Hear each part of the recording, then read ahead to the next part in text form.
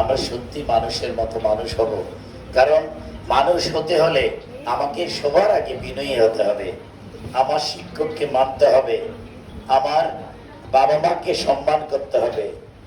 আমরা আমাদের সেই জিনিসগুলো যদি আমরা আমাদের পরিবার থেকে শিখি, আমাদের শিক্ষা প্রতিষ্ঠান থেকে শিখি, তাহলে আমরা একদিন সত্যিকার অর্থে মানুষের মতো মানুষ হয়ে নিজেকে একটা পরিচয় করে দিতে পারবো বিশ্বের দরবারে। আমি তোমাদের মতো আল্লাহ আমাকে তৌফিক দিয়েছেন, এসএসসি লেভেল আমি ক্রস করেছি, এইচএসসি করেছি, অনার্স করেছি, মাস্টার্স করেছি, কিন্তু এখনো হয়তো আমি প্রকৃত মানুষ হতে পারি নাই। কবে যে প্রকৃত মানুষ হবো জানি না। যেদিন সকল মানুষ হয়তো আমাকে বলবেন যে বাকিন ভালো ছেলে, সে মিথ্যা বলে না, সে কখনো কাউকে বিপদগ্রস্ত করার জন্য পরিকল্পনা করে না, সে কোনো মানুষকে বিপদগ্রস্ত করার জন্য প্ল্যান ওয়াইজ কোনো সিদ্ধান্ত নিতে পারে না, সেদিনে আমি বুঝবো আমি একজন মানুষ। একজন ভালো মানুষ কখনো কাউকে ক্ষতিগ্রস্ত করার পরিকল্পনা করতে পারে না। ভালো মানুষ সবসময় চিন্তা করে কিভাবে মানুষের উপকার করা যায়। আমি কিছুক্ষণ আগে অনেকের কথা শুনেছি, আমাদের ভিতরে দুই রকমের মনোবৃত্তি রয়েছে, ভালো মানুষ, পশুর মনোবৃত্তি। যিনি প্রধান শিক্ষক বলেছেন, আমার বিবেক, আমার বিবেচনা, আমার নৈতিকতা দিয়ে, আমার আদর্শিক চিন্তা দিয়ে আমাকে ভালো পথে হাঁটতে হবে। শয়তান দিন রাত 24 ঘন্টা একটি দিন হয়, শয়তান একটি মানুষের পেছনে 48 ঘন্টা পরিশ্রম করতে থাকে, যে কিভাবে এই মানুষটাকে পথভ্রষ্ট করা যায়, কিভাবে পড়ার টেবিল থেকে তাকে উঠে বন্ধুর সাথে গল্প করার সিস্টেম তৈরি করা যায়, কিভাবে টেলিভিশনের নাটক দেখা যাবে। আমরা ছাত্র, আমাদের এখন প্রথম কাজই হলে পড়াশোনা করা।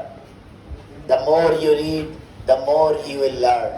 তুমি যত পড়বে তত শিখবে। তোমাকে পড়তেই হবে, তোমাকে সময় দিতেই হবে পড়াশোনায়। তো জাস্ট আজকে আরো কয়েকটা পরীক্ষা সংক্রান্ত আমি কথা বলবো। এই কথাগুলো শেষ দিনে বলার নয়, এগুলা আমাদের প্রথম দিন থেকে বলা উচিত ছিল। আমি একটি ঘটনা তোমাদেরকে বলবো, সবাই আমাকে একটু মনোযোগ দিয়ে শোনো। আমাকে শুনতে পাচ্ছ?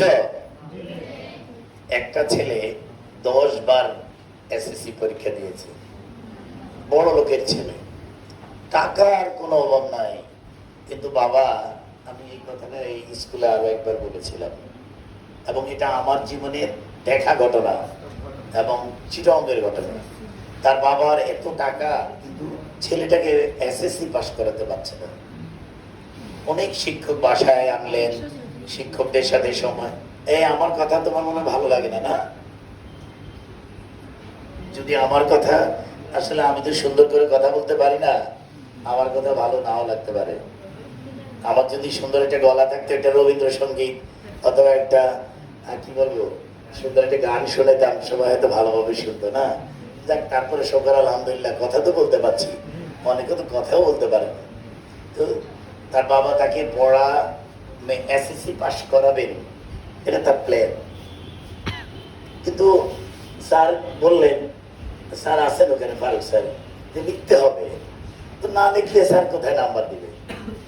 তো 10 টাইমস তার বাবা পরিকল্পনা হলো এসএসসি সার্টিফিকেট চাই এনি হাউ। আমাদের এখানে এত খারাপ স্টুডেন্ট নাই, একবারই সবাই পাস করবে ইনশাআল্লাহ, এবং 29 জনে পাস করবে। সবার চেহারা বলে সবাই পাস করে বেরোবে ইনশাআল্লাহ। তো খারাপ ছাত্রটার উদাহরণ এই জন্য দিচ্ছি, যদি কখনো কোনো অ্যাক্সিডেন্ট হয়, ওরকম আমরা হয়ে যাই। তো পাশ করার পরিকল্পনায় বাসায় শিক্ষক আসলো, কোনো রকমেই তাকে সবাই ব্যর্থ, যে তাকে পাশ করার কোনো ওয়ে নেই। ফাইনালি একজন শিক্ষক, ওনার নাম নাসিরউদ্দিন স্যার, উনি চিটং বিশ্ববিদ্যালয় থেকে পড়াশোনা করে আমাদের শাহিনের, উনি ভাইস প্রিন্সিপাল ছিলেন, প্রিন্সিপাল হয়ে রিটায়ারমেন্টে গেছেন। আর আমার সাথে একদম সততার সহিত বলছি, প্রত্যেকটা শিক্ষকের সাথে এত মধুর সম্পর্ক। আমি ভালো ছাত্র না, কিন্তু সম্পর্ক আমি শিক্ষকের সাথে ছোটবেলা থেকে রাখতাম। আমার যে ম্যাডাম, যারা মহিলা শিক্ষক, আমাকে যখন জড়ায়া ধরে আমার লজ্জা করে, কিন্তু ওনারা লজ্জা পায় না। ওনারা মনে করে ও তো ছোট বাকিন, কিন্তু আমি যে বড় হয়ে গেছি, আমি ভাবতেছি উনি এখনো ভাবে না।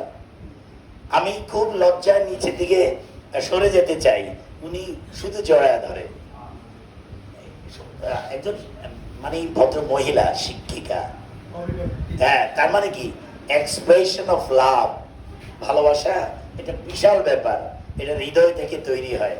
তোমরা ছোট মানুষ, হ্যাঁ, তোমাদেরও মনে ভালোবাসা জন্মাবে, যে কোনো সুন্দরকে দেখলে পছন্দ হবে, কিন্তু এমন পছন্দ করে আমরা সামনে পা বাড়াবো না যেটা আমার জন্য ক্ষতি করবে। তোমরা প্রশিক্ষিত হবে, মানুষের মতো মানুষ হবে, তোমাদের পছন্দনীয় ছেলে তোমরা পছন্দ করে মেয়েরা বিয়ে করবে, আবার ছেলেরা পছন্দ করে তাদের পছন্দ মতো মেয়েদেরকে বিয়ে করবে, এটা পছন্দ থাকবে একটা পর্যায়ে গিয়ে। কিন্তু ছোটবেলায় যারা পড়াশোনা বাদ দিয়ে মা বাবাকে কষ্ট দিয়ে নিজের অবস্থান চিন্তা না করে এগুলা ভাবে, তারা ফাইনালি ক্ষতিগ্রস্ত হয়ে যায়। তো যাই, ভালোবাসা থাকতে হবে, সুসম্পর্ক থাকতে হবে, হ্যাঁ, ছাত্র শিক্ষক বন্ধু বান্ধব তাদের মধ্যে খুব ভালো মিল থাকতে হবে, সবার সাথে সবার যোগাযোগ থাকতে হবে। এই সেই যোগাযোগটা এক ধরনের ভালোবাসা। তো আমার সেই প্রধান শিক্ষক আমাকে এখনো কল করেন। আমার ইউনিভার্সিটির শিক্ষকদের সাথে আমার বন্ধুর মধ্যে সম্পর্ক, আমি স্যারদের বাসায় চলে যেতাম। তো সম্পর্ক রাখতে হলে স্যারের সাথে মিশতে হবে, স্যার যেভাবে বলেন সেভাবে চলতে হবে, স্যারের কথা শুনতে হবে, বাবা মায়ের কথা শুনতে হবে। বাবা মা শিক্ষক ওনাদেরকে যারা মূল্যায়ন করবে তারা মানুষের মতো মানুষ হবে। তোমরা সবাই পাশ করে আসবে এবং সকলকে আমি ভালো রেজাল্ট আমি পাবো ইনশাল্লাহ, আল্লাহ যেন আমাদেরকে সে পর্যায়ে নেয়। তো খারাপ স্টুডেন্টদের কথা আমি বলছি, নাসিরউদ্দিন স্যার বলছেন যে আমি একটা বুদ্ধি দিতে পারি, আপনার এত বছর তো অনেক কষ্ট করলেন, তবে পাশ করার একটা বুদ্ধি দিতে পারি। কি বুদ্ধি? বলে যে আপনার ছেলেকে বলবেন শুধু প্রশ্ন দেখে দেখে সব প্রশ্নগুলো, এক নং প্রশ্নের উত্তর লিখবে, লিখে শুধু প্রশ্নগুলো লিখে যাবে খাতার মধ্যে, শুধু প্রশ্ন লিখবে। মানে ছোটবেলা থেকে 9, 10 পর্যন্ত উঠছে, দেখে দেখে প্রশ্ন লিখে তার কঠিন কাজ না। হ্যাঁ, answer to the question number 1 English first paper. Suppose আমি বাংলা সবাই যে যা লিখতে পারবে, আবার ইংলিশের কথা বলছি আমি, সে ইংলিশে কখনোই পাস করতে পারেনি। Answer to the question number 1 লিখেই ওখানে দেখবা বিভিন্ন রকমের কম্প্রিহেনশন দেওয়া থাকে, যে কম্প্রিহেনশনটা পড়বে, পড়ে ওখান থেকে কোশ্চেন দেওয়া থাকবে, কোশ্চেনের উপর ভিত্তি করে আনসার দিতে হবে। তো answer to the question number 1 লিখে ওই কম্প্রিহেনশনটা পুরো যদি আমি লিখে দেই, একটা পাতা হয়ে যাবে না? হবে। আবার আবার একটু পরে যায়, আবার answer to the question number 2 লিখে আবার 3-4টা কোশ্চেন সহ আবার ওই কম্প্রিহেনশনটা লেখা শুরু করবা, ওই ম্যানের কোশ্চেনটা হুবহু। মানে একটু টেকনিক খাটাইতে হবে। লিখে যে বছর পুরা কোশ্চেন সে পুরা খাতা লিখলো, গোছায় উত্তর দিল, আবার লুটশিটও নিল, সেই বছর সে 33 পেয়ে মেট্রিক পাস করেছে। কি অদ্ভুত ব্যাপার না? তোমরা হয়তো এখন ভাবতে পারো যে শিক্ষক খাতা কেটেছেন উনি কি পাগল? না, আল্লাহর তরফ থেকে ওই শিক্ষকের মাথায় কোন রহমত চলে গেল যে ওই মুহূর্তে শিক্ষক খুব ফুর্তিতে ছিলেন, তার ছেলে হয়তো বুয়েটে চান্স পেয়েছে, তারপরে শ্বশুর বাড়ি থেকে ভালো মিষ্টি টিষ্টি নিয়ে শ্যালক বেড়াতে আসছে, তারপরে ছেলেরা গান বাজনা করতেছে, বাবার সাথে আড্ডা দিচ্ছে, ওই মুহূর্তে খাতাটা কাটতেছে, কাটতে কাটতে মনে হলো যে ঠিক আছে, আরে দূর এতক্ষণ তো অনেক পড়াশোনা করে নাম্বার দিলাম, এখন ওকে একটু ভালো নাম্বার দিয়ে দেই না। এই জন্য আল্লাহর রহমত লাগবে, লাগবে না? তো যারা আমরা পরীক্ষা দিব মনোযোগ সহকারে, খাতায় কোনো কাটাকাটি করা যাবে না, যতটুকু লিখবে সুন্দর করে উপস্থাপন করবে, কাটাকাটি করবে না, দেখে শুনে প্রত্যেকটা পাতায় সুন্দর করে, যেন স্যার খাতাটা দেখার সাথে সাথেই মনটা ভরে যায়, দূরে পাস করবে। পড়ার আগেই ওনার প্ল্যান এবং বুদ্ধিতে চলে আসবে, ও পাস করবে। কারণ আর পরীক্ষা দিয়ে এসে আল্লাহর কাছে দোয়া করতে হবে, আল্লাহর সাহায্য চাইতে হবে, আল্লাহ রাব্বুল আলামিন যেন রহমত করে সেটা চিন্তা করতে হবে ওইভাবে, যে ওই দিন যেন স্যারের সাথে তার ওয়াইফের কোনো ঝগড়া না হয়। হ্যাঁ, এটাও বলবা যে আল্লাহ আমার খাতাটা যে স্যারের কাছে যাবে সেদিন যেন স্যার এবং ম্যাডাম কোনো ঘটনা নিয়ে ঘরে গন্ডগোল না করে। হ্যাঁ, আমার খাতাটা দেখার সময় যেন ওনাদের মনটা ভালো থাকে। তুমি তো লিখবেই। শোনো, এগুলো হলো আসলে কোন রকমে বেরিয়ে আসার একটা পরিকল্পনা। কিন্তু আমরা যারা প্রকৃতভাবে পড়াশোনা করব, আমরা বলবো আল্লাহ আমি তো ভালোভাবে পড়েছি, আর তুমি আমাকে ভালো রেজাল্ট দিবে ইনশাল্লাহ। আর আমি পুরো বই পড়েছি ইনশাল্লাহ, এবং সব কোশ্চেন আনসার নিখুঁত ভাবে লিখেছি। তারা তো এক ধরনের তাও আল্লাহর রহমত চাইতে হবে। আর যাদের কোশ্চেন কমন পড়বে না, তাদের জন্য আমি যে কথাটা বললাম এটা কিন্তু মনে রেখে খাতাটাকে সুন্দর করে লিখে জমা দিবে। এবং কোথাও কোনো ভুল করেছে কিনা, রেজিস্ট্রেশন নাম্বার, বিভিন্ন নাম্বার, এগুলো খুব ভালোভাবে খেয়াল করবে। সবাই ভালো থাকবে। কারণ আজকে আসলে বলার কথা নয়, এই কথাগুলো আমাদের প্রতিদিন ক্লাসের শিক্ষকরা বলতে হবে। প্রতিদিনের পড়া।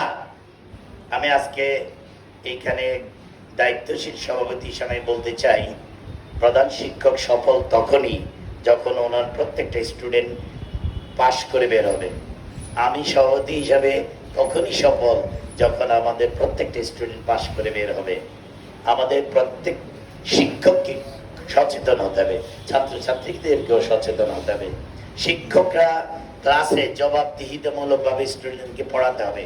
পিছনে যারা আছো 9-10 বলছি, এখন থেকে আমি খুব সিরিয়াসলি বলছি, আমাদের স্কুলের শিক্ষক সময় মতো স্কুলে পৌঁছাবেন।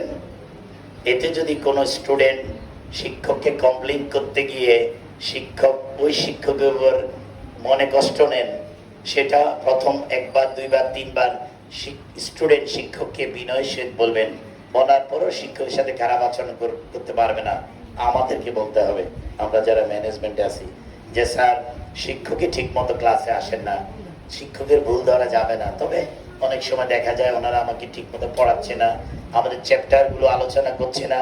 আমরা মাননীয় প্রধানমন্ত্রী, রাষ্ট্রনায়ক, উনি প্রত্যেকটা স্কুলে ভালো গভর্নিং বডি তৈরি করে দিতে চান। কেন? ওনারা এসে যেন ছাত্রছাত্রীদের দুঃখ বুঝতে পারে। এই তুমি কোন ক্লাসে পড়ে? 6। তো আমাদের এখানে রাজনৈতিক মনে হয় একটা স্টেজ বানানো হয়েছে, যে পুরা হাউসটাকে সুন্দর দেখানোর জন্য যেরকম রাজনৈতিক নেতারা লোক ভাড়া করে নেয় 500 টাকা করে, আমরা 6 থেকে আনছি গল্প করার জন্য। আমার স্টুডেন্ট ক্লাসে কথা বলবে, ওর টেবিলের উপর দাঁড়া করে রাখবে। আমি কিন্তু টিচারও, আমার বাবাও শিক্ষক, আমিও শিক্ষক। আমি ছোটবেলা থেকে পড়াইয়া নিজের টাকায় পড়াশোনা করছি। আমার বাবা যেহেতু শিক্ষক, আমার অনেক টাকা পয়সা নেই, এখনো আমি কষ্ট করে এই জীবনযাপন করি।